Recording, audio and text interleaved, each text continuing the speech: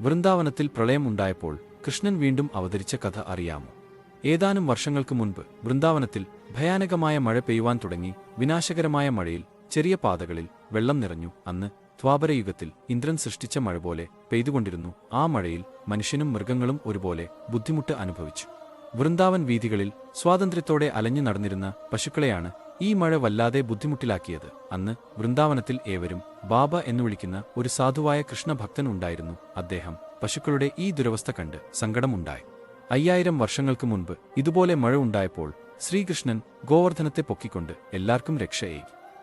ഇപ്പോൾ സമാനമായ ഈ അവസ്ഥയിൽ ദുരിതം അനുഭവിക്കുന്ന ഗോക്കളെ സംരക്ഷിക്കേണ്ടത് ശ്രീകൃഷ്ണ ഭക്തനായ എന്റെ ഉത്തരവാദിത്തമാണ്.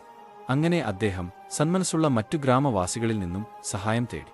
2 ദിവസം രാവും പകലും ഒരുപോലെ പണിയെടുത്ത് പശുക്കളെ പാർപ്പിക്കാൻ ഒരു ഗോശാല നിർമ്മിച്ചു. അവിടെ പശുക്കൾ സുരക്ഷിതരായിരുന്നു.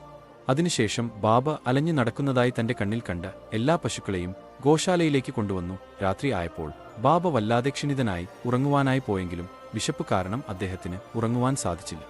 സ്ഥിരമായ നാമജപവും ഭക്ഷണവും വേണ്ട എന്നുവച്ചാണ് അദ്ദേഹം ഗോശാല നിർമ്മാണത്തിൽ മുഴുകിയത്. വിശപ്പടക്കുവാൻ ഒന്നും തന്നെ അദ്ദേഹത്തിന്റെ കയ്യിൽ ഉണ്ടായിരുന്നില്ല. അതിനാൽ പ്രാർത്ഥിച്ചു ഉറങ്ങുവാനായി കിടന്നു. അർദ്ധരാത്രി ആയപ്പോൾ ഒരു കൊച്ചുകുട്ടി അദ്ദേഹത്തിന്റെ ഗോശാലയിലേക്ക് വന്നു.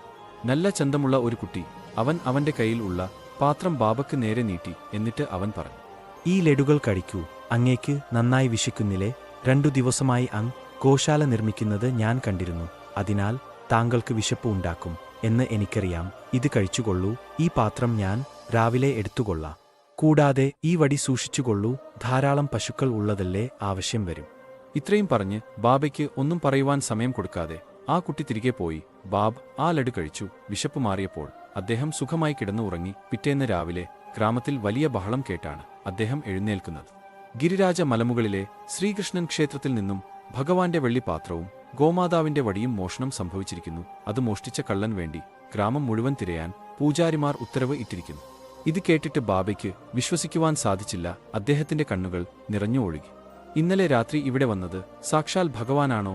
ഭഗവാൻ നേരിട്ട് അടുത്തു വന്നിട്ടും ഞാൻ അത് അറിയാതെ പോയല്ലോ എന്നിങ്ങനെ ചിന്തിച്ച് അദ്ദേഹം ആ പാത്രവും വടിയും ശ്രദ്ധിച്ചു നോക്കി. അതെ, കാണാതെയായ അതേ പാത്രവും വടിയും തന്നെയാണ്. ഉടനെ അദ്ദേഹം പാത്രവും സ്വർണ്ണ നിറമുള്ള വടിയുമായി ക്ഷേത്രത്തിൽ എത്തി. രാത്രിയിൽ നടന്നതെല്ലാം അവരെ അറിയിച്ചു.